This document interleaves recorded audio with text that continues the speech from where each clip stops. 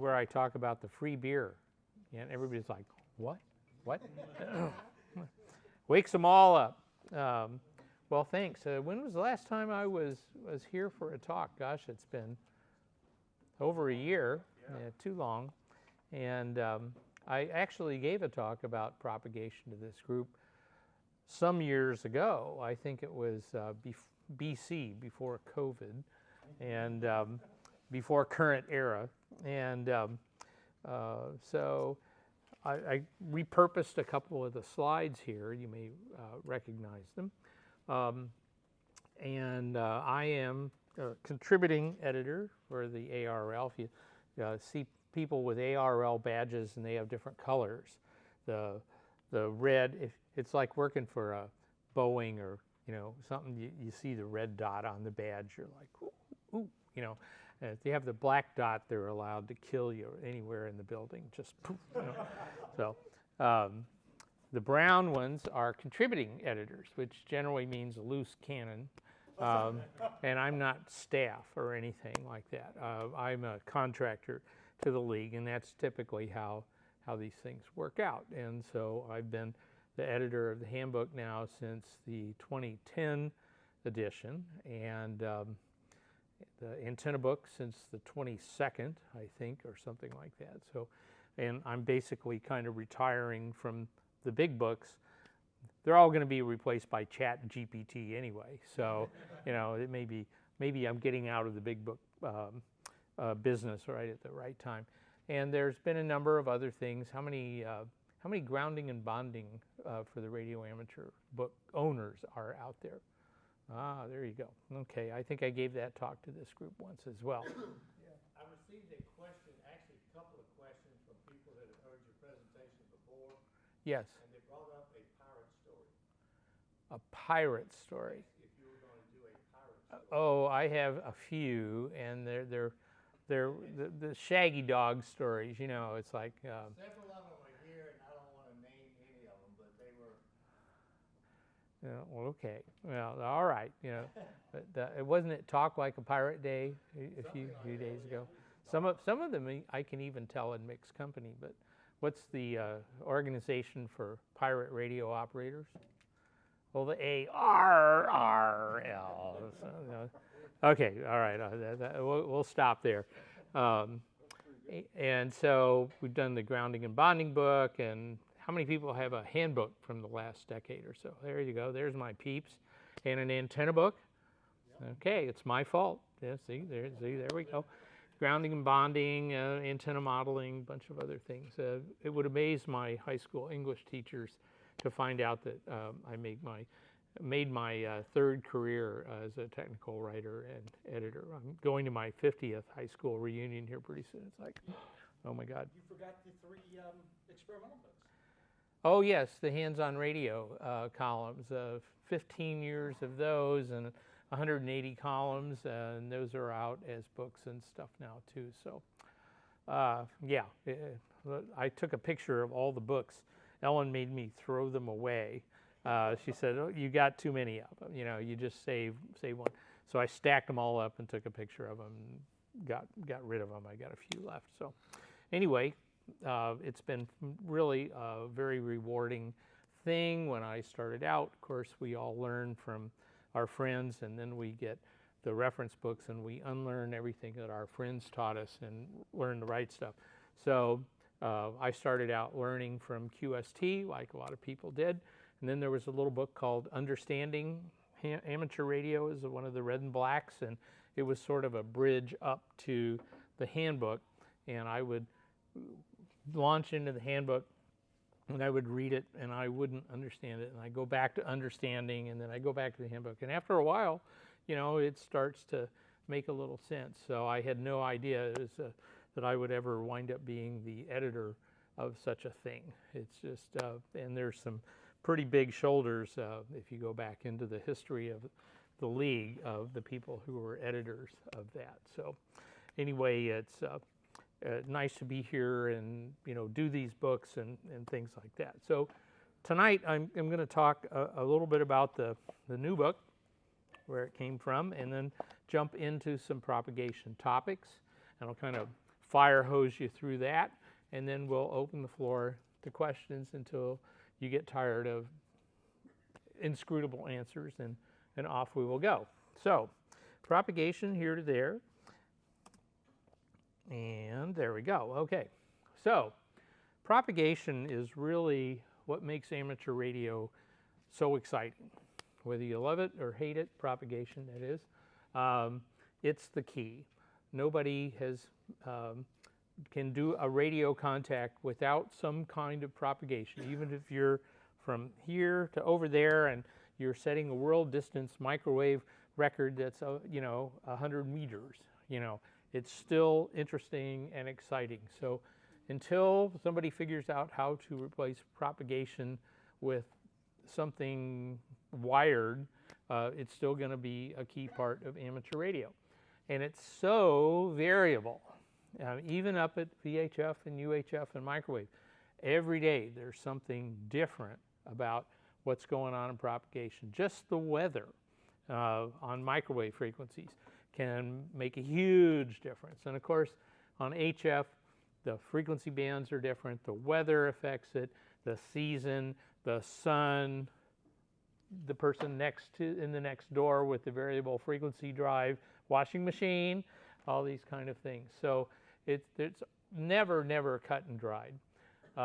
We don't have the budget to make it cut and dried. The military has the budget, commercials have the budget, amateurs do not have the budget. So we have to deal with propagation. And that actually makes for a very interesting career building choice, because as an amateur, you understand, or you soon learn, that everything matters in a communication system, from the power supply all the way to the antenna, through the atmosphere, the ionosphere, back down the other side. Anything doesn't work, it's all in series, and the slightest little thing can mess it up. So you get a very good system presentation. So expect a lifetime of learning about propagation, and you're going to get a lot of surprises. It's always an interesting thing to deal with. The more you can learn about it, the more you can kind of plan for it or plan to work with it. And so it's continually a very exciting and fertile area of ham radio. But to do that, you need consistent, reliable information. Okay, so that's hopefully where this comes in. Brendan, you're going to figure out how to give this away to some lucky camper, right? Yes. Okay, so we have one to give away here. It covers HF, actually below HF, VHF, UHF, and beyond, up into the microwave area. Covers a lot of propagation topics. It has material that's very suitable for new and learning hams. You don't need to be too concerned that this is going to talk over your head. There's a few equations in here, and I know the rule about every equation cuts your readership by half, okay? And that's not a joke, that's the truth. There are some charts and there are some equations and things like that in here, but this is all manageable by new hams and you're learning, okay? Typically, my audience is a motivated general class operator. The technicians are headed there, and then once you get your general and the doors are flung open wide, that's when you really get into all of the different propagation stuff. But I don't want to try to make it into an engineering text. I will point to resources and things like that for the interested reader to go find, but typically it's not an engineering text. I add the advanced topics, so I tell you what they are, and I will allude to some of their effects, but I'm not trying to make you a communication system designer. The idea behind this book is that it brings all of this diverse information together into one book, and that was the benefit of the grounding and bonding book. The information was out there, but AC stuff was over here, and lightning stuff was over here, and RF management was over there, and you had to go chasing around after it. So we tried to bring it all together, and it's about the same size as the grounding and bonding book. Okay, what's in it? Well, fundamental definitions and relationships. That's where the book begins. It defines all these funky terms that you then use over and over and over again. And it defines some key relationships between radio waves and how they perform and the things that affect them.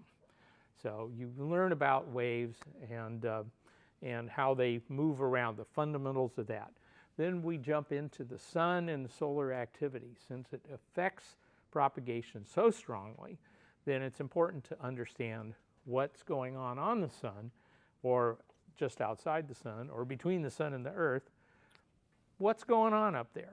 What are these things that you hear about? What's the difference between a flare and a coronal hole and a coronal mass ejection? And coronal mass ejection is not what happens after you're out drinking too much Mexican beer, okay? Coronal mass ejection, we just got smacked with one a couple of days ago. What's the deal? What's a radio blackout? What are all these different terms that you hear about? So then we jump into, now that we've gotten you up to speed on the sun and the basic relationships, what is going on with skywave? That's the classic up and back ionospheric propagation, and that's an HF and VHF collection of topics.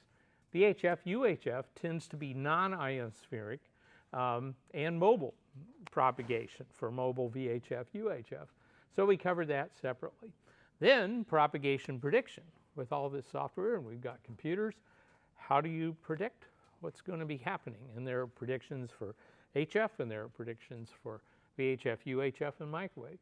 Then special topics, all kinds of interesting things. And then there's this new stuff. Any hamsci.org members out there? Oh, you know about the eclipse that's coming up, the annular eclipse? Okay. And then there's the total eclipse coming up. HamSci, which is Ham Science Citizen Initiative, is basically a forum for communication between professional researchers, geophysics, and amateurs. And so experiments are done and data is collected and all kinds of interesting gears out there. If you're interested in participating in citizen science, and hams are very good at this, go to hamsci.org and check it out. And we're going to have another solar eclipse QSO party during the annular eclipse to see what happens when the sun, the shadow, drags a trench through the ionosphere. It's a very interesting experiment that is done. So we've got a big chapter on that too. Okay, who wrote this? Originally, if you got a handbook or you got an antenna book, there are chapters on propagation. They were written by different people at different times, from different perspectives, at very different points in amateur radio's history. And then, like the Remington Mansion, I don't know if you know the legend about the lady who thought as long as she kept building it, the ghosts of all the people that had died from Remington rifles would not haunt her. So she kept building and building and building. Well, it was like this for the propagation chapter. You get a 2x4, it says something about propagation, you run up there and tack it on. Well, it built and built and built. Problem is the two chapters sort of diverge. They don't use the same language to talk about the same thing. It can be kind of confusing. So I said, okay, let's take all this information. It's nice to be the editor of both books, okay? Because I can say, all right, we're not going to do this anymore. We're going to bring all this together, and we're going to make a master chapter. And then all the ARRL publications can pull out what they want, and it will always be the same stuff. So you won't have one publication tell you one thing and one publication tell you another. So the information was too scattered, it was inconsistent, and it needed to be updated in a lot of areas, and it needed to be edited, and that's what I do. So I recruited some expert volunteers, some really good guys. N0AX, Carl Luchelschwab, is an expert on propagation. You've probably seen his columns out there online. He's a director, the ARRL for the Central Division, I think, and really a very knowledgeable fellow. His website, k9la.us, is encyclopedic. Frank W3LPL, he was the Worldwide Communications Director for a government agency that does not exist, and he knows a lot. And he knows so much that if he told me everything, I would probably vanish. So he's really good. He gave us a lot of information. There's been a lot of things on his mind about amateur radio. He's retired, and he wanted to get all this in there, so he contributed a lot. K8GU is a professional ionospheric researcher. Here comes some more expert material. W2NAF, Nathaniel, is the director of HAMSci, and he's a doctor of science. He's Dr. Science in ionospheric research. And DF2DR, who's an engineering professor from Germany. They all came together, reviewed all this stuff. We hammered and beat on it. In these two big chapters, I thought, well, we'll just cram them together and we'll make a chapter. Turned out to be 60,000 words by the time we got done with it. And I gave it to headquarters, and they said, oh, that's a book. So we added the one more chapter on HAMSci. We made a nice cover for it, gave it an index, a glossary, all these things, and here you are. So that's where it comes from. Let's start off. Here's what we're talking about, fundamental definition, waves and the different types of propagation for different frequencies and types of radio waves. So it goes through all that kind of stuff. How do they travel? What do the terms mean? What about loss? What about absorption? Then we get into basic laws and relationships, and then we're talking about the speed of these waves through different media, the relationship between frequency and wavelength, that kind of stuff. And then we go through and we define what a path is and what is a ray. There's a ray right there. There's a ray. That was easy. I just took a picture of a ray, put it in the book. Here's a ray. A ray is a path taken by a radio wave. Skips and hops. We like skips and hops, okay? And the different modes of propagation. Refraction and reflection are also covered. The difference between refraction, which is a bending, and reflecting, which is a hard bouncing off of another surface. Scatter and diffraction are also discussed. When you beam up into the ionosphere, your radio wave actually gets scattered by the different structures in the atmosphere, particularly at VHF and UHF. Scatter propagation is quite popular. That's how Joe Taylor, WSJT Joe Taylor, that's how he got started with his brother back in New York in the early 60s. They got into ionospheric scatter, VHF and UHF. And that was very popular around New England because there's lots of hams there and you could do that. It led to a pretty good career for Joe. Diffraction, where you send a wave past an edge and it suddenly bends or reflects, we cover that. Wave travel, what's happening to the wave as it travels along the surface of the Earth? What happens when it's traveling along the surface of a boundary between two different media, like up in the sky? And then polarization. So we cover all this basic stuff, give you a toolbox. Solar stuff. The next thing, we talk about it, and there's the quiet sun, the well-behaved sun, the day-to-day. Sometimes it's not so well-behaved. So what are these indexes that people come up with? The A index, the K index. What's the difference between AP and KP and all these different things? The book goes through all these little things. The solar environment. What happens around the sun, right at the sun, what happens in its chromosphere and its photosphere and the corona.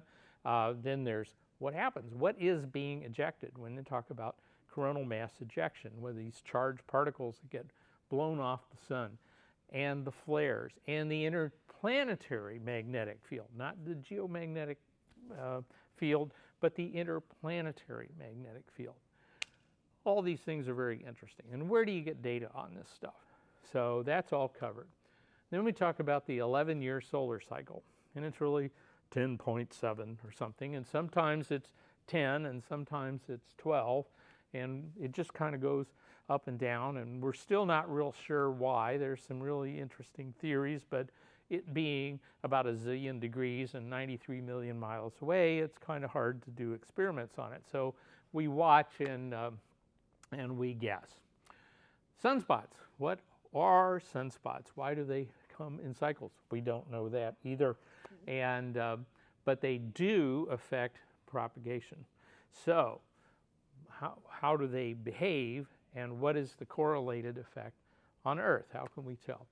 Also, there's this thing called the 27-day recurrence, where the sun, it's a big ball of gas, so it's not solid, but it tends, sort of like Ray, a big ball of gas. Okay. Ray, you're handy. I'm going to abuse you.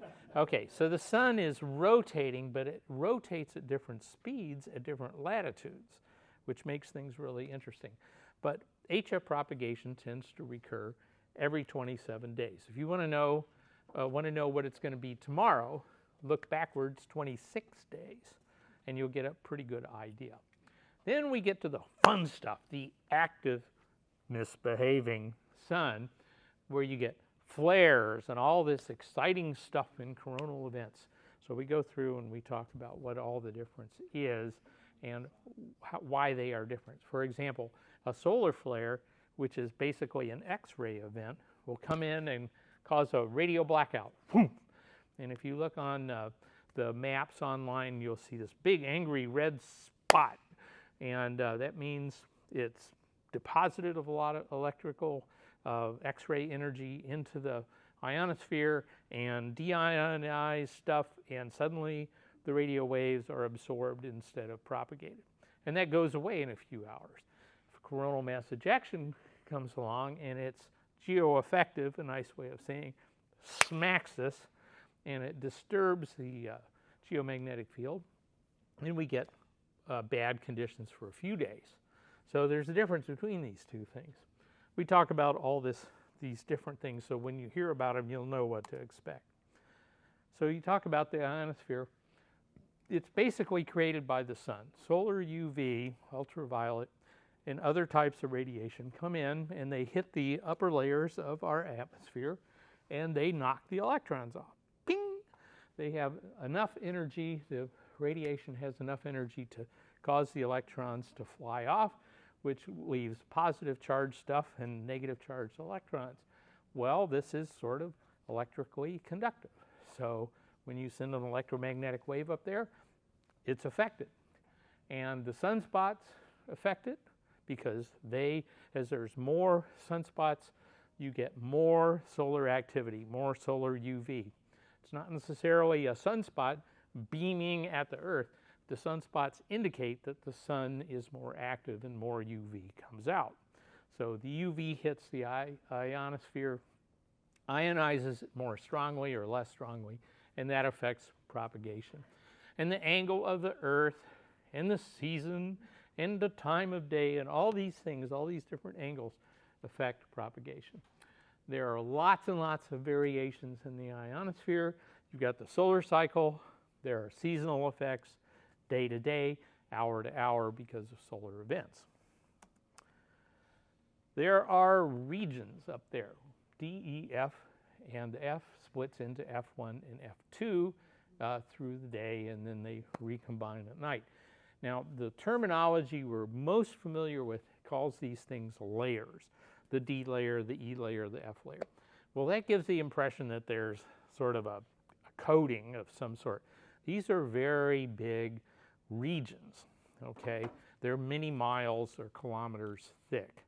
And so what happens is what we imagine is when a radio wave goes up and it sort of gets bent, we imagine that there's a reflector up there. You can kind of model it as a reflector. But what's really happening is this gradual bending. So what we're trying to do is change the way we talk about this to regions. That's the way the professionals talk about it now. Okay, and it forms above the troposphere, tropo meaning Earth, and that's where the atmosphere is. That's where you wouldn't die if you were trying to breathe it. The ionosphere is 50 miles and more up, and you would croak in a minute if you were up there trying to breathe that. The UV comes down, and it's measured as solar flux units. So when you hear somebody say the solar flux is 129, that's what they're measuring, is hard UV that's coming down from the sun. The minimum value for some reason is 65. Don't ask me, okay. But it can go up into the 200 to 300. Occasionally you'll see these, there'll be an event and suddenly you get these numbers like 358. What happens is the event saturated the detector. Okay, that's not a real number. So what you want is an average of some readings over several hours. So the density up there is really, really low. That's why you would croak. There's really no air up there. There's very few ions per cubic meter. That's how they measure the density. And so these different regions, because of the chemistry of the atmosphere and being hit by ultraviolet, you get these different regions that have different levels of ionization, and so they affect the radio waves differently. The ionospheric propagation, where you talk about the radio wave going up into the ionosphere and coming back down, that's the classic shortwave stuff. That's skip propagation. And it depends on the geomagnetic field, or GMF, and the ionospheric regions up there. That's what determines what happens to your radio wave after it goes up and wants to come back down. What happens to this? So you get skip propagation, also called hops. Each time it goes up and comes back down, that's a hop. And you also get non-hops, where it goes up and sort of travels around in the ionosphere for a while, and then it comes back down. So we go through all these terms and definitions that you collide with. Maximum usable frequency, lowest usable frequency, chordal hops, where it goes up, it sort of bends, but not enough to come all the way down, so it goes over here, and then it hits another area, and then it bends all the way down. So instead of going like this, it goes like this. And there's round the world stuff. You ever heard your signal go all the way around, come back in? How many people have heard that? That's pretty cool, isn't it? It's about a 1/7 of a second. I've heard my QRP signal go around the Earth 3 times. Once in my entire 50 plus years. It just happened. I just happened to be on the right band at the right time, and the ionosphere was just sort of capturing my signal, and it was coming back around. Pretty cool. Fading and disturbed conditions occur because of problems from our point of view, in the ionosphere. So what causes fading and disturbed conditions? And then we talk differently about propagation in the E layer, which is in between the D and the F layer, strangely enough, and then F layer up on the top. So HF is concerned mostly with E and F region propagation. Here's some pictures. You can see we're transmitting from the left, and the signals are going up into this sort of nebulous sort of a region, not really a layer. And sometimes they kind of go up and they sort of get bent right back down. And sometimes the Peterson wave there can be captured in the ionosphere and go for some distance and then come out later without an intermediate lossy hop. And so what happens is it's called skip, and the distance between the transmitter and where the wave comes back down is called the skip distance. Amazing. And if the frequency is too high and it doesn't bend it enough, it's lost in space. Ray. So the lost in space one, number 6. Yeah. Is that a bad takeoff angle? If we're changing perhaps going too slope, or? If you could, yes. And how am I going to boil this down? Okay, the angle at which you transmit, the ionosphere can only bend this so much. It depends on how strongly it's ionized, the frequency of the signal, that sort of thing. So if the frequency is too high or the angle's too high and it can't bend it all the way back down to Earth, off it goes. Okay, so what you do is you either lower the frequency so it can bend it back down, or you can lower your angle with a different type of antenna or a different type of location, and then if it can only bend it a little bit, that lower angle will skip for a longer distance. Here's some other examples. Okay, you can see the transmitter sending signal straight up, and it bends a little bit, but off it goes. And there's this thing called the critical angle, which is the highest angle that you can reflect a signal of that frequency at that time with that amount of ionization back down to Earth. Anything above that critical angle, off it goes. And so what happens is that skip distance for the critical angle between the transmitter and A is called the skip zone. And that's why you can't hear people that are too close to you on bands like 20 meters, 40 meters. Night, you can hear people from far away, but you can't hear them very close unless they're really, really, really close, and you're hearing them as the wave travels across the ground. So that's called the skip zone. So this is the kind of thing we talk about in the book with ionospheric propagation. Any one of these could be a 2 or 3 hour talk. Okay. Refraction also depends on frequency, as Ray brought up. At UHF and microwave, there's essentially no bending by the ionosphere. There's bending in the troposphere, but the ionosphere simply cannot turn a UHF signal around and get it back down to the Earth. It just goes rocketing off into space, and that's why you can talk to the space shuttle just directly without it coming back down. At VHF, there is some bending, but it's really very highly variable, and sometimes who works 6 meters? Anybody work 6 meters? Okay, all right. 6 meters sometimes, if you get enough solar UV, the frequency that it can reflect gets high enough that 50 megahertz can come all the way back down to the Earth. And that's really quite exciting for 6 meter operators. At upper HF, like 10 meters and 20 meters, it varies with the time of day and the sunspots, and the bands open and they close and all this kind of stuff. At lower HF and MF, medium frequency, which means 160 meters, signals are very highly bent. They almost always go up and they come back down. They can be absorbed, however, and the problem with that is it soaks up your signal. So you don't get long distance propagation, even though the ionosphere, the upper layers, are perfectly capable of bouncing your signal back down to the ground. The lower layers soak them up. So this is what creates your skip zone and NVIS, near vertical incident skywave propagation, where you're actually trying to send your signal straight up so that it's reflected like a used car lot carbon arc lamp from the clouds way up in the sky, and you get this 300 or 400 mile footprint that works really great. This is kind of the general idea, and then we get into maximum usable frequency, where the signal can be propagated by the ionosphere. It keeps bouncing because it's below the maximum usable frequency, and that maximum usable frequency depends on the path. The path in this direction to this station has 1 MUF. This path has a completely different MUF. And if you really get on HF a lot and you do DXing, you will hear that MUF change.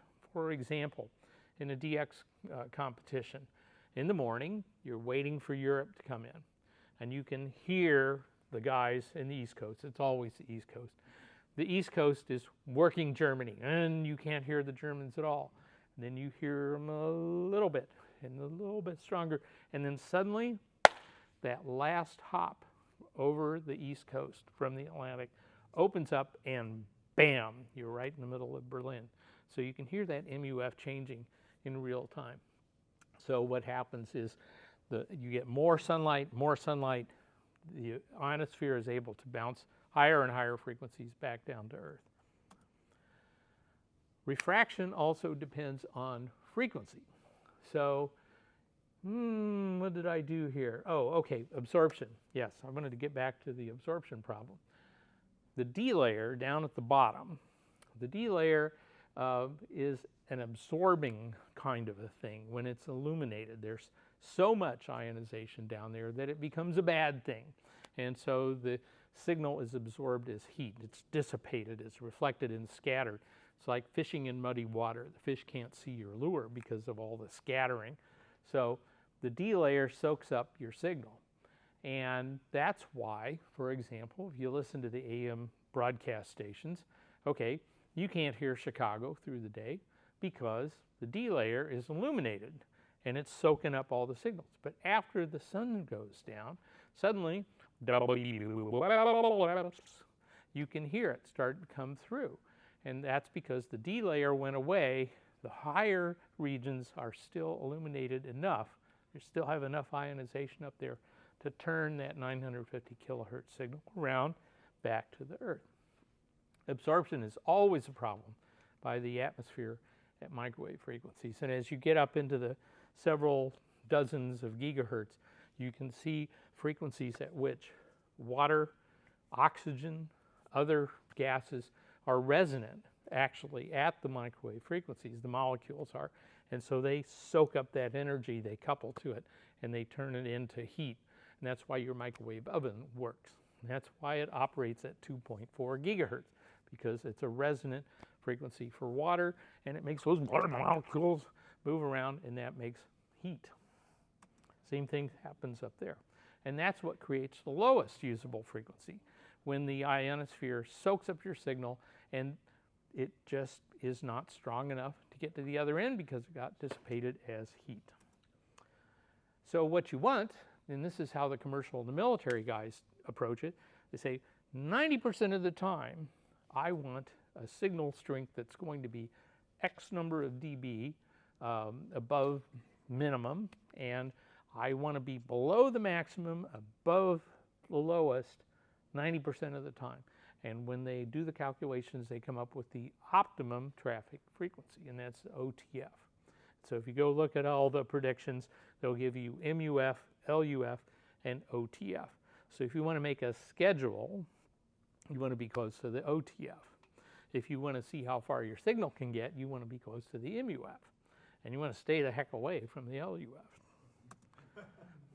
Okay, so I've been talking about the D layer and the F layer. What happened to the E layer? Well, it's very, very thin. It's just an odd thing about the Earth's atmosphere. The E layer is up there. It's above airplane traffic. It's in about the 60-mile, 70-mile range. It's too high for free electrons to last very long. So even if a UV photon comes down and bops the electron off the atom, it doesn't stay free very long. Another atom grabs it. And it's too low for reliable solar illumination. The greedy F layer soaks it all up. So it's this kind of tenuous region, but it can reflect HF signals. And sometimes you get combinations of F and E that bounce your signal around in the sky. Sporadic E is really cool because there's thin reflective layers that form at that altitude that we think are formed of dust from meteors. Really, there's so many meteors that come into the sky all the time. Little ones, little tiny grains of sand, and they burn up. They don't disappear. They dissociate. They become dust. And they're individual molecules and whatnot, silicon, iron, all these different things. They're metals, okay? They form these little reflective layers, and the wind shear concentrates. It's like taking some dough in your hand and rolling it up. It makes it into a thin sheet, and that can reflect signals up to low VHF bands, 6 meters, 2 meters, and you can see the cloud moving around by who can talk to who. Typically these things form in the morning and they drift across the United States throughout the day. So that's a really exciting thing, and suddenly the signal is very strong, and then suddenly the signal is very gone. So it happens on 6 meters, 10 meters, sometimes on 2 meters. The Europeans are having fun on 4 meters, which is around 70 megahertz. Down to about 15 meters, you get sporadic E effects. Okay, now let's switch over to non-ionospheric, which is VHF propagation through the atmosphere. So it's beyond line of sight. We all know about line of sight. You're over there, I can shoot a signal to you. What happens?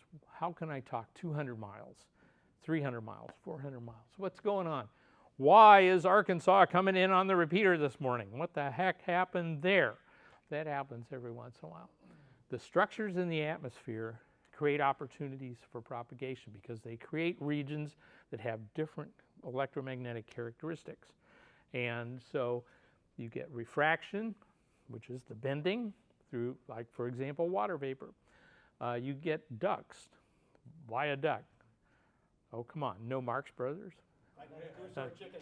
Yeah, there you go. Okay, very good. All right. So you get ducts that are formed between two reflecting layers. If you get your signal in there until it falls out of the duct and comes back to the ground. That's typically what's happening when Arkansas shows up in the repeater.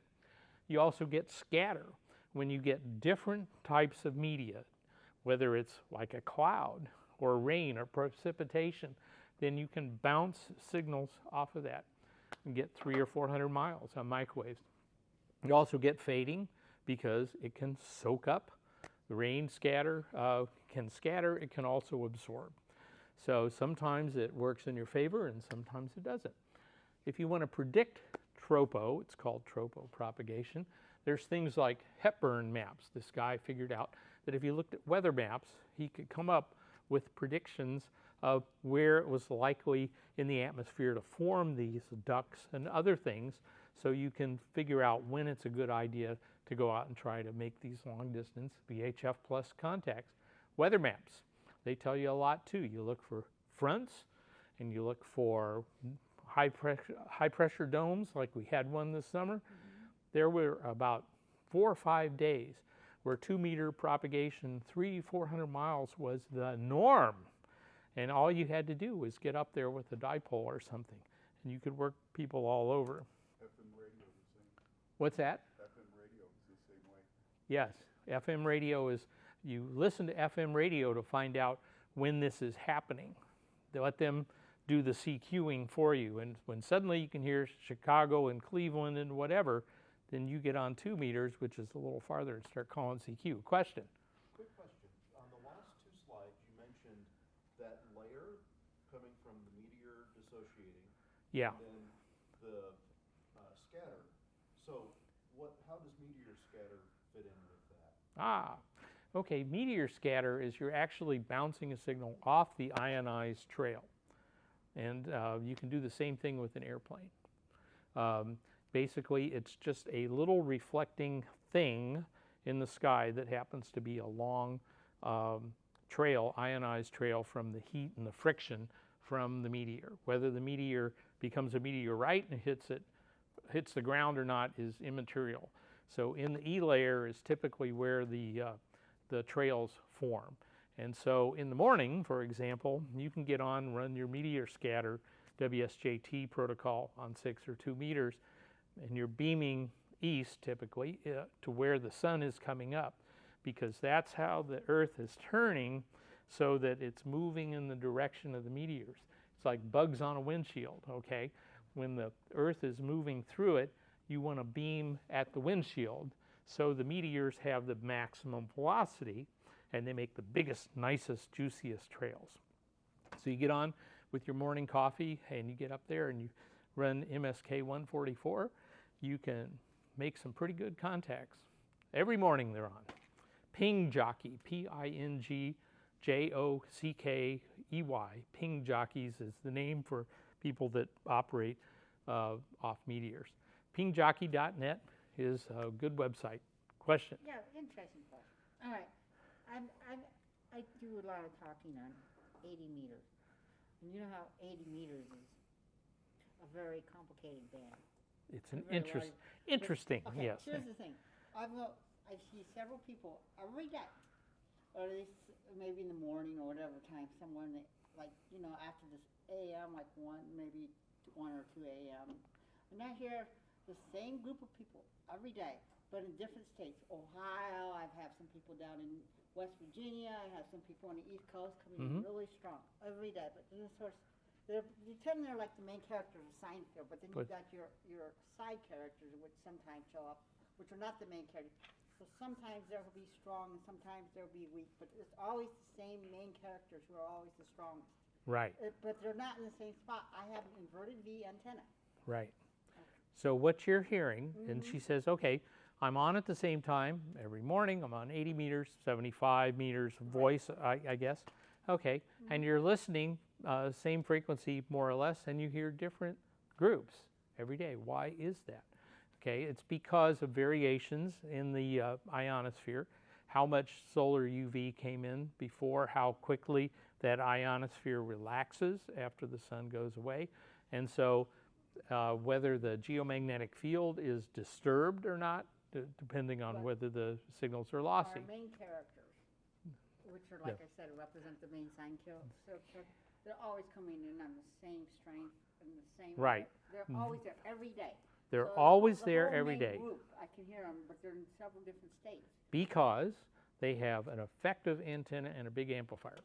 Then that's like I said, yeah, they also make me say, if I have my amplifier too low, they'll say, Julie, turn up your amplifier. Turn up the amplifier, turn up the big knob. That's right, all the way to 11. They say, Um, as the if- expression goes, if they you- say, turn up the knob and rip it off.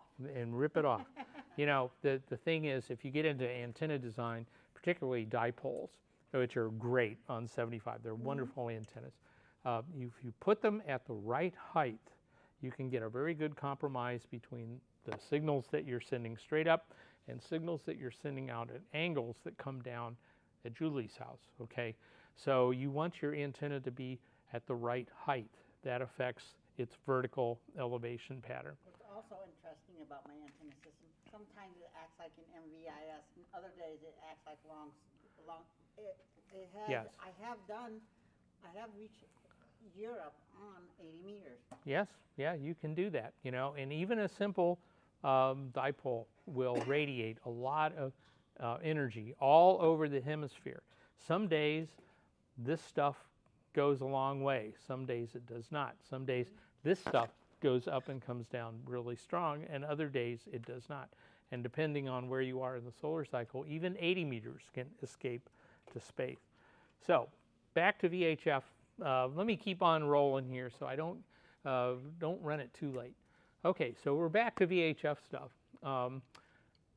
We're worried about the radio horizon, okay? This is called the space wave. It means directly from point to point without bouncing off of anything or traveling along anything or anything like that. So where's the radio horizon? Okay, it's a little bit longer than line of sight. And you can see in the graph over there, the dashed line is the optical. Okay, if I get my binoculars out, that's how far I can see. But because of refraction, the signals tend to bend a little bit in the atmosphere, and so the radio horizon's a little bit longer. And so we talk about how refraction bends those waves and gets you a little bit farther out there. Okay, tropospheric stuff, we talked a little bit about this. Cold fronts, precipitation, temperature inversion layers, where suddenly the temperature, instead of going up or down, it suddenly changes. That causes radio waves to be trapped in the inversion. I'll show you a picture in a minute. Changes in dielectric constant. Like if you get a lot of water vapor, it'll have a different electrical characteristic. So here's an example. You can see the inversion layer on the bottom. The temperature profile is that solid line. Usually it kind of goes like this, but sometimes it goes like this. And that creates cool air over warm air, and the signal goes up there, and suddenly it's like when you put a pencil in a glass of water, it looks like it's bent. Okay, it's exactly the same phenomena. You've got warm air that looks electrically different than cool air, and so it bends and travels along the interface. Yeah. So climate change could affect propagation. It will. Yeah. Absolutely. I hope Weather it does. doesn't. I hope it's not for the worse. Well, I don't know, might be better, you know.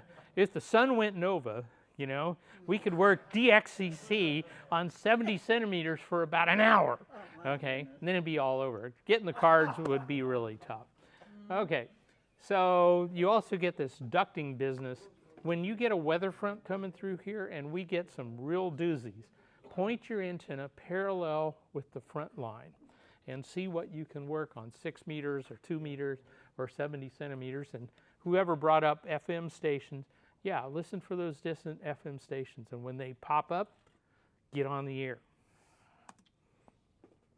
What happens? Where is this duct thing? Sometimes it's between upper and lower layers. Sometimes it's where that warm, moist air comes in over cool, dry air. And if we're not in the basement trying to avoid a tornado or a thunderstorm, that's where the duct is. And if you can launch a radio wave into that duct, it can go a very long way. So how do we predict this stuff? Okay, the military and commercial stations and organizations over many years developed a model of the ionosphere based on the Earth's magnetic field and measurements and chemistry and all these things. And so they have a pretty good statistical average for what's going to be happening in the ionosphere at different levels of solar activity, at different days, at different seasons, all this kind of stuff. It's a big book of data. It's all in the computer. So you use the solar and the geophysical data to find out which page you're on, okay? And so the prediction software, for example, N0AX online, Voice of America created this program, and it's been adapted by OH6LI and others. Wonderful service. Some people might download W6EL, who is a silent key, but he wrote a very nice Windows package, and there are others out there. They use this statistical model that's been developed to model HF propagation. And there's also direct observation. It's like you don't have to tune in the weatherman. You can stick your head outside and look. You can get on the radio and see what you can hear. And over time, you develop a sense of what you expect and what's normal and what's not. There are also receiver networks like the Reverse Beacon Network, PSK Reporter, and WhisperNet that collect various data from all these different stations, and they can show you who is hearing who and how strongly around the world. DXmaps.com is a very good website for that. Julie. Well, and even with the invention of SDR radio and the band scope, you don't always have to hear it. You can just look at the band scope and see the activity alone. You can see, yes, you can actually see the whole band. It's really good. I was using an SDR when there was a sudden ionospheric disturbance, and it was great. It was like somebody went, turn it down, turn it down, turn it down, turn it down, turn it down. And there were just a couple or three little blips on it. And then after about an hour, they started coming back. So anyway, there's a lot of really interesting stuff out there, tools that were completely unavailable even a decade ago. But there's really no substituting for getting on the air yourself. Here's some examples of N0AX. Here's how you set it up. You can see some of the different things. You tell it where you are. You can give it a name, lat, long, all this. What's your antenna? How much power? What mode are you using? And then you can do the same for the receiver. And it will tell you all kinds of things, like where your signal may be heard. This one is for Jefferson City, Missouri, strangely enough, on April 14th. In April, 14 hours UTC, that's about 10 o'clock in the morning now, 14.1 megahertz, 80 watts, so smooth sunspot number of 39, and mode is CW. And if I'm using a dipole at 10 meters, this is where my signal is likely to be received. And the brighter the color, the better it is. So this gives me an idea. You can see the skip zone really, really clearly right here. This is Jeff City. So my 20 meter signal probably won't be heard well there because the ionosphere can't get it back down to Earth. And here's another thing. You can say, hey, what would be a good frequency to use to talk to Brazil? Okay, well, you give it all the parameters, and it gives you this thing called a frequency wheel over there, where the bands start at 80 meters in the middle and go out to 10 meters at the outside. And the brighter the color, the more likely it is that you're going to be able to talk to Brazil on that band. For example, 17 meters, which is right in the middle, around 2300 UTC, wow, that's a good band to try and work Brazil on. So that doesn't mean you can't hear it any other time, but that's the best time. So it gives you some prediction. Special topics. WSJT-X mode. How many WSJT users do we have out there? It has completely changed amateur radio. It's a very interesting software package, a lot of cool modes, and so you have your analog modes, your traditional analog modes, CW, SSB, whatever, and then you've got these great digital modes. So you can work a lot of stuff. Sporadic E, we really get into the details of what sporadic E is and when it's likely and how it works. Meteor scatter, we talked about that for a minute or two, and space propagation has its own funkiness, which makes it interesting as you're trying to beam through the ionosphere up to a satellite or the moon. So what happens to that signal on its way up? It doesn't just go through the ionosphere. Oh no, the ionosphere is going to rotate it. It's going to do all kinds of interesting things to it. So there's some space propagation topics. What about the really low frequency stuff? We have 630 meters, 2200 meters. Anybody on those bands?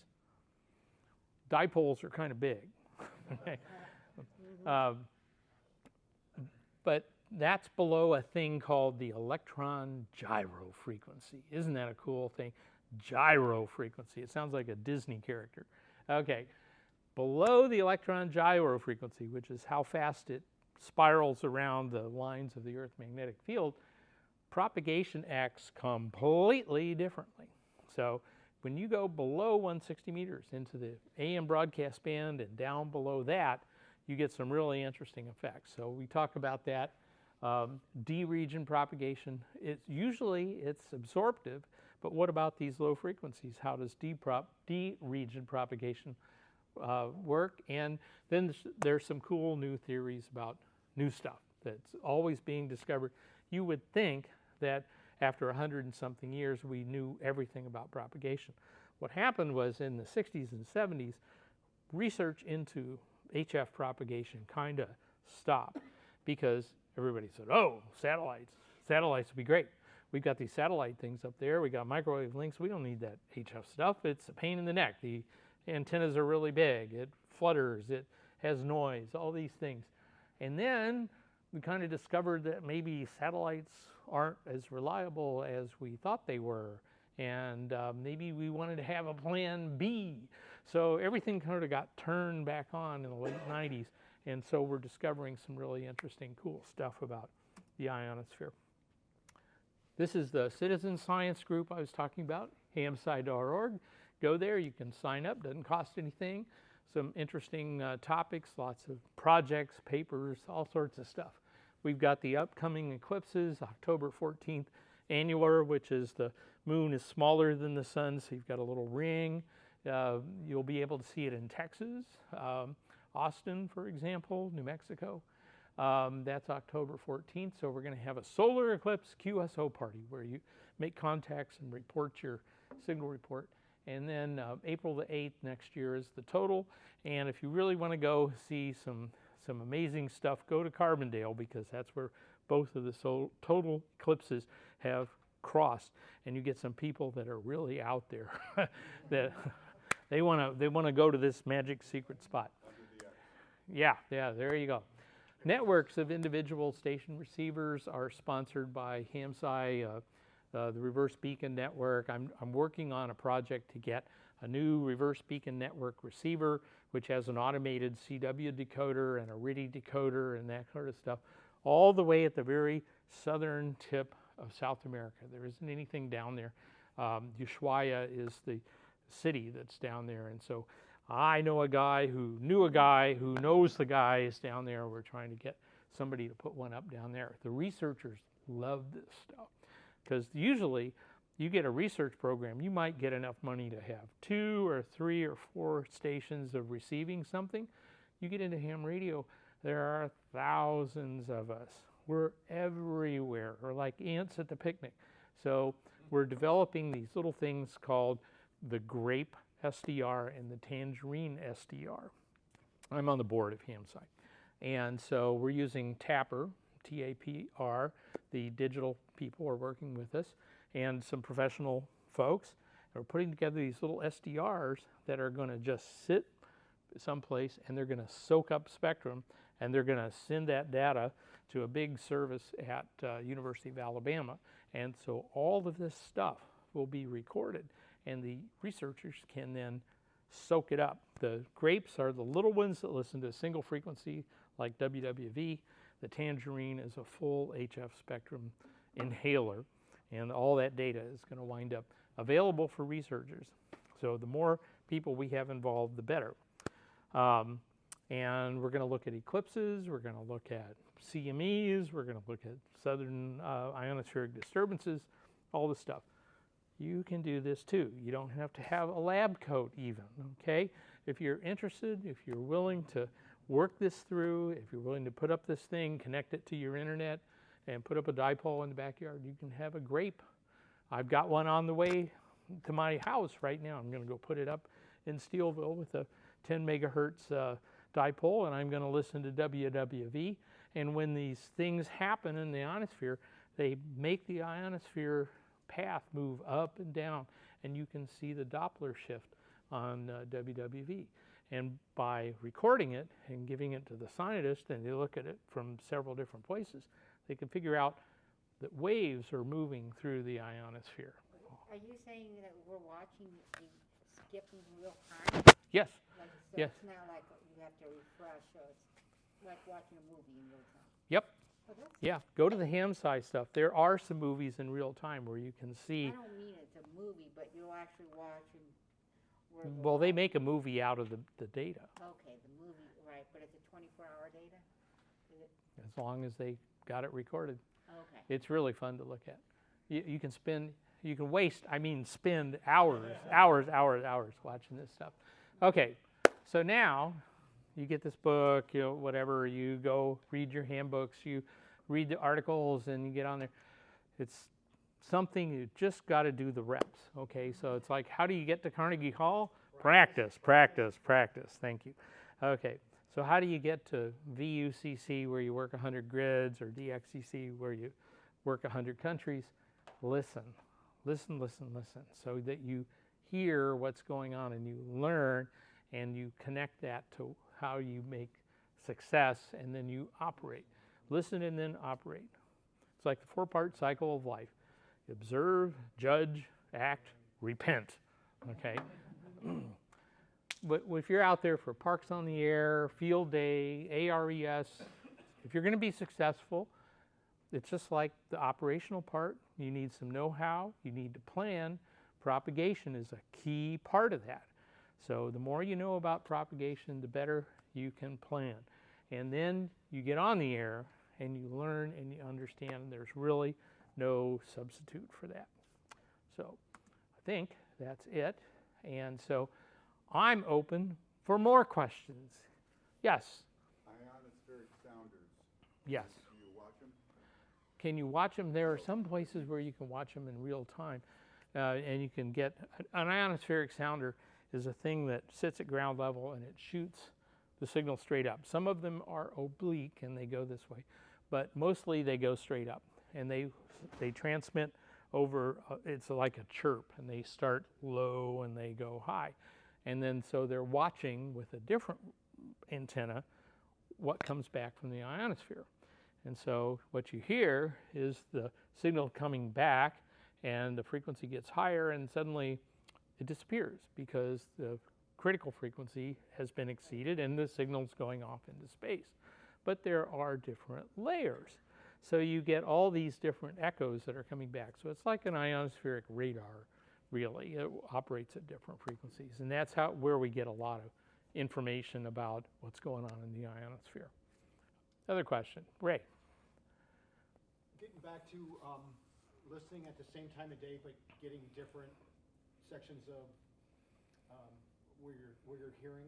Wouldn't that happen naturally all year round because the Earth is constantly moving and the sunlight that you're getting Yep. is constantly changing, so the gray line comes earlier or later, or?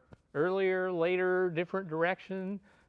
Today, as a matter of fact, today, it is International Straight Up and Down Day. And if you look at a map of the gray line, it goes directly over the North Pole and the South Pole. And that's when I heard my signal going around the world several times. Is I was trying to work Afghanistan from Seattle. And there was a group of Russians over there, the YA5RR. And I was waiting for them on 15 meters. And I tuned up and I went dit, dit, like that. I hear did it, did it, did it, did it, did it, did it. I go, what? And I'm thinking, is this a relay bouncing in my radio or something? Nope, about the 1/7 of a second to go all the way around, come back. I had a friend of mine listen. I said, this is what I'm hearing. Are you hearing it? He says, yep, I'm hearing it. So I turned all the way down to 5 watts. We could still hear it go around 2 or 3 times. Just magic, but it was right on that day when the gray line was right aligned with everything, and the stars aligned and the clouds aligned. So yeah, you will, and then tomorrow it might not be there, for any number of reasons. And in a couple of weeks, the gray line is like this, and so you have to go this way, and there's all kinds of stuff. Like the dawn enhancement. This is a good story. So I'm in the, there's this thing that happens as sunrise comes to your location. You may have heard this on 80 or 75 meters. A station at the eastern end of the path, just as it comes into daylight, will, on 80 meters, 160 meters, suddenly the signal will come up 10, 20 dB, and then it will go back down. This doesn't last very long. It could be a few seconds, it could be a couple of minutes. So I'm in the Galapagos Islands, and this is 2001, I think. We put up a nice new 2-element wire 80-meter beam at 140 feet on a hill overlooking nothing, okay?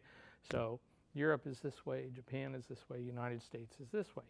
So first night we're kind of having fun rocking and rolling with this thing. We're working everything. Second night I get on, it's about 0300, 0400. It's pretty much almost dark here. Right. And I go, okay, Europe up 2, CQ, Europe up 2, North America, stand by, I'll work you in the contest. And I start working these guys, the Russians out in the UA9s, out in the Ural Mountains, and these guys are just 20 watts, 50 watts, 100 watts. They got a dipole. They're working HC8 all the way around. And you can hear them building. UA9 coming up, and then they go down. It's a very short thing. So you can actually hear the world turning. And that's one of the phrases when people say, why are you doing this? You could just use this. I say, because I can hear the world turning. And they go, what? I got them. Okay, that's an interesting story. You can really hear the world turning if you pay attention to propagation. And so this went on for 6, 7, 8 hours until the gray line had moved off of France and was in the Atlantic, and the last Irishman was in the log, and that was that. And then later on that day, when it was our turn, and sunlight was just right for us, we started working Japanese. So it was the shoe was on the other foot, so to speak. But when you know about these little things, you can be there instead of staying up all night. You just get up for that hour around sunrise. That's how I worked E51D on 160 meters. I didn't stay up all night. I knew with low power I was going to get one shot. And that was right around sunrise. So I was up on sunrise 3 or 4 days in a row, and finally got them. But you got to be there. Yeah. What causes non-reciprocity? Non-reciprocity, one-way propagation. Well, sometimes, and we talk about this in the book too, sometimes it's like you've got to have the right launch angle to get into a duct, but that duct opening is different on the different ends.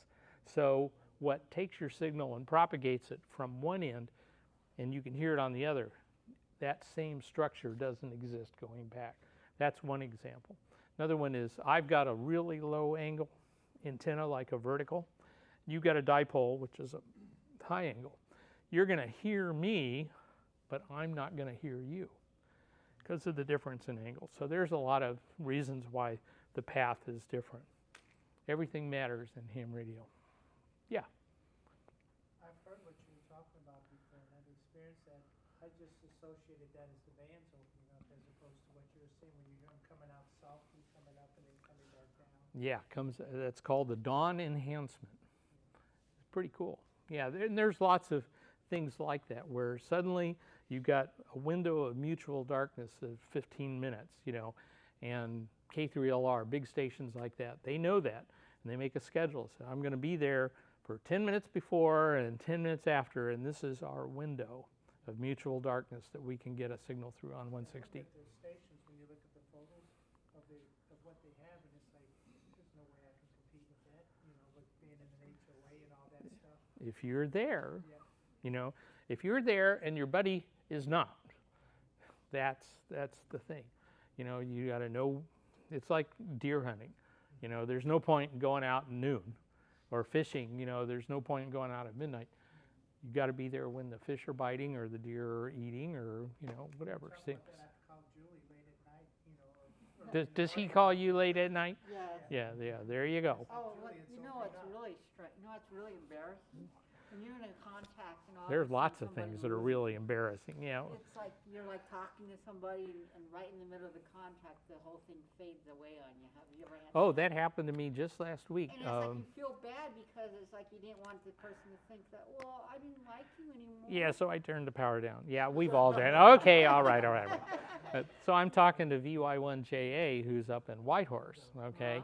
And Jay and I are having a nice little QSO, and I turn it over to him, and he just goes like, and he says, that happens all the time from this far north because of the extreme tilt of the magnetic field and the auroral effects and all this kind of stuff. He says sometimes we can hear everybody. We were talking about the difference between him and us, and he says, I can hear you guys, you're 40 over 9. And I call you and I call you and I call you, and you never hear me because I don't have the right launch angle or the right polarization or something like that. Sometimes you can have the wrong polarization to couple into that Peterson ray, remember, that goes along. There's all kinds of things. There's just a zillion different reasons why you can screw up. Yeah, Tom.